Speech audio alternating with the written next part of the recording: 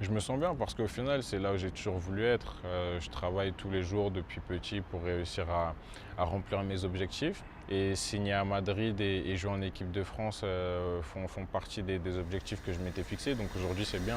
Après, il y a d'autres objectifs à aller chercher. Aurel, c'est comment? Comment on se retrouve? À Madrid cette fois. Ah ouais. On s'est vu à Monaco. Là maintenant je te follow, on est à Madrid. Ah ouais. Il s'est passé des choses depuis, hein. Et je pense qu'on va plus bouger. Ah non, j'espère qu'on va pas bouger et que même en fin de carrière, on se reverra encore ici. En tout cas, je suis archi content. Pour plusieurs raisons. La première, c'est que je sais que tu as accompli un rêve de venir au Real Madrid. Et frérot, je me sens impliqué dans ce rêve. Je me sens impliqué dans ton transfert, dans tout ça. Tu sais pourquoi? Pourquoi? Est-ce que tu te rappelles quand on a fait le shoot à Monaco? La photo qu'on avait fait avec les crampons, Ouais. des Nike d'ailleurs. La une de Marca. Frérot, je me sens dedans. C'est la une de Marca ou la une de As? As. La une de As. C'est la première fois que tu faisais la couve. Et c'était notre pix. Ah ouais, avec l'ensemble bleu. Ah, je me souviens. Je me sens impliqué. C'est marrant parce qu'en plus, après cette une-là, mon père il m'a dit, ah bah il y en a qui vont être contents, ceux qui ont pris la photo, ils vont se sentir un peu valorisés. Donc non, tant mieux, tant mieux. Je me sens dedans. Ah, c'est bien, c'est bien, c'est bien, c'est bien. Et je suis content aussi pour une autre raison. Parce qu'un jour, j'étais parti au Real Madrid. J'avais fait des petites stories sur Snap, etc. Et je me rappelle que tu avais commenté directement, c'est comment? C'est un billard ou pas? Et à ce moment-là, tu n'avais pas encore signé. Ouais, je me souviens. Et je t'avais fait des petites vidéos comme ça. Et je suis archi content maintenant de savoir que tu y es. Mais maintenant, la question, c'est à toi que je la pose. C'est comment? Ça se passe super bien. C'est un rêve tous les jours. Quand je me réveille, je remercie Dieu de me permettre d'avoir cette opportunité-là parce que c'est pas donné à tout le monde. Et à chaque fois que tu arrives au centre d'entraînement, tu vas écrire Real Madrid en grand. Je te dis que ouais, tu as quand même accompli quelque chose. Et je vais revenir avec toi sur. Du coup, on a déjà fait ton parcours. Je vais revenir avec toi plus sur le move Monaco-Real. Comment tu as ressenti les premières approches du Real Madrid et comment ça s'est passé? Ça a duré combien de temps cette période? Ça a duré pas mal de temps parce qu'on ne savait pas trop ce qui allait se passer. Il y avait des approches de plein de clubs. Mais honnêtement, je mettais un peu tout en stand-by parce que dans ma tête, je me disais qu'à tout moment, le Real pouvait arriver. Et c'est ce qui s'est passé. Au bout d'un moment, ils ont commencé à vraiment accentuer leur intérêt pendant la phase finale de la Ligue des Champions. Et au fur et à mesure des semaines, les discussions elles se sont intensifiées. Et aujourd'hui, je suis ici, donc je suis le plus heureux. Qu'est-ce que ça fait de prendre ce fameux jet pour arriver au Real? Je me rappelle très bien parce que bon, on se connaît, on se parle des fois, on se parle souvent. Et de se dire bon, c'est bon, là, c'est aujourd'hui que je signe. Ouais.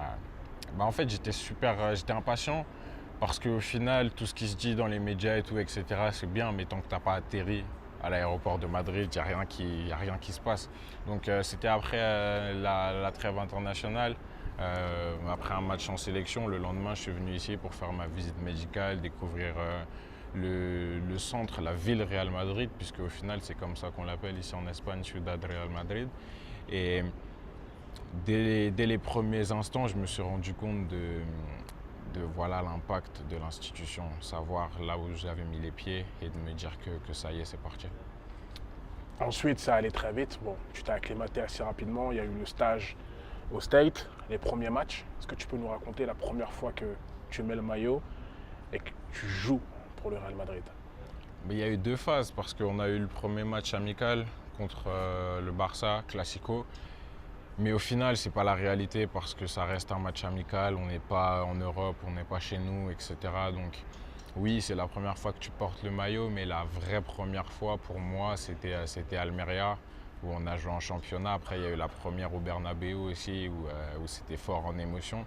Et ça se passe bien, franchement, je continue à progresser. Je me suis acclimaté rapidement grâce aux coéquipiers, au staff, à tout le monde qui m'a permis de me sentir comme chez moi. Et aujourd'hui, ça me permet d'être performant. Et aujourd'hui, tu es toujours et plus que jamais un joueur de l'équipe de France. Mais tu es un joueur de l'équipe de France qui joue au Real Madrid. C'est pas la même chose. Comment tu te sens dans ce nouveau rôle? Je me sens bien parce qu'au final, c'est là où j'ai toujours voulu être. Je travaille tous les jours depuis petit pour réussir à remplir mes objectifs. Et signer à Madrid et jouer en équipe de France font partie des objectifs que je m'étais fixés. Donc aujourd'hui, c'est bien. Après, il y a d'autres objectifs à aller chercher. Il y a une Coupe du Monde qui arrive, il y a des titres à gagner avec le Real. Donc le travail continue. Il y a quelques semaines, il y a quelques jours même, pas quelques semaines, quelques jours, il y a Karim Benzema qui a été Ballon d'Or. On va pas se dire que tu veux devenir Ballon d'Or, mais je sais que quand tu vois ce genre de choses, ça te motive. Est-ce que ça fait partie de tes motivations de dire que tu joues dans un club où il y a des joueurs qui arrivent à toucher ce genre de trophée? Forcément, quand Karim il a gagné, moi ça m'a inspiré parce que je pense qu'il joue pour inspirer les personnes qui sont autour de lui, etc. Donc quand je l'ai vu gagner, j'étais super content pour lui, surtout qu'il le mérite. Mais j'aime bien me challenger. Du coup, j'étais pas en mode ok, je veux gagner le Ballon d'Or, mais plus en mode why not, pourquoi pas. Allons Why chercher not? le maximum, voir ce qu'on peut faire et à la fin on fera les comptes. Toujours dans le why not. Toujours. Et en parlant de why not, pourquoi pas, il y a la Coupe du Monde qui arrive. C'est why not aussi, hein. Ah oui, là forcément, on va là-bas pour faire quelque chose de grand, de par l'effectif qu'on a, la qualité qu'on a dans notre équipe. On se doit d'aller là-bas en se disant qu'on veut inspirer les gens, gagner des matchs et pourquoi pas aller chercher ce trophée. Au mitard, au Real Madrid, tu es avec Eduardo Camavinga. Qu'est-ce que ça fait d'être avec un Français, vous deux très jeunes, dans un si grand club que ça? Bah, ça fait qu'on est ensemble pour apprendre aux côtés des plus grands. On a la chance de s'entraîner avec Kroos, Modric, qui sont là depuis des années au top niveau.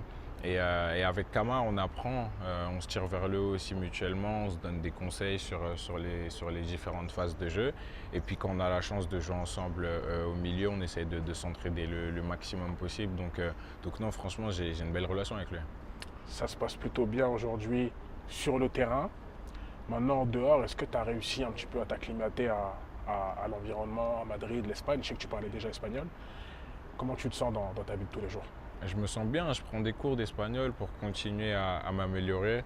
Et dans la vie de tous les jours, je suis quelqu'un d'assez casanier, ce qui fait que j'ai fait en sorte d'avoir tout à la maison pour que ça me permette de rentrer à la maison, d'être le plus calme possible. Après, j'ai eu la chance de visiter la ville qui est une super ville. Voilà, Madrid, c'est une top capitale. Donc, il y a tout qui est fait pour que je me sente bien ici. Déjà auparavant, tu mettais beaucoup d'investissement sur toi-même, tu travaillais énormément. Tu travailles encore plus aujourd'hui ou tu as gardé la même routine? J'ai gardé la même base de ma routine parce que je pense que c'est important, il ne faut pas tout changer, mais forcément je me suis perfectionné sur différentes petites choses du quotidien, le sommeil, l'alimentation, la concentration, le travail mental, c'est des choses sur lesquelles j'essaie de m'améliorer jour après jour. Parce que moi je le vois, hein, on est branchés, on se parle souvent, etc. comme j'ai déjà dit. Et j'ai l'impression que tu as débloqué quelque chose en toi où tu es en mode vraiment là, je suis là pour tout arracher en vrai de vrai. Ouais, c'est sûr, parce que tu vois, quand j'étais à Bordeaux, je me disais que je travaillais bien.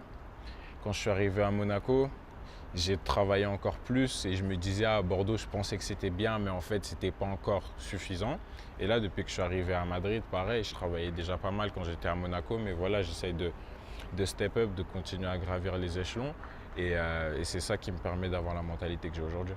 En tout cas, moi tu sais très bien ce que je te souhaite. Je te souhaite le meilleur dans Merci. tout, aussi bien en dehors que sur le terrain. Merci, toi aussi, de toute façon, je continue à suivre ce que tu fais. Why not? Ouais, On continue toujours, d'avancer toujours. et on se verra sûrement après la Coupe du Monde ou un peu plus tard. On fera un petit bilan de ce qu'on a dit là tout de suite. Pas de problème, Vas-y, on fait comme ça, c'est carré. c'est carré. Merci Aurel. Merci à toi.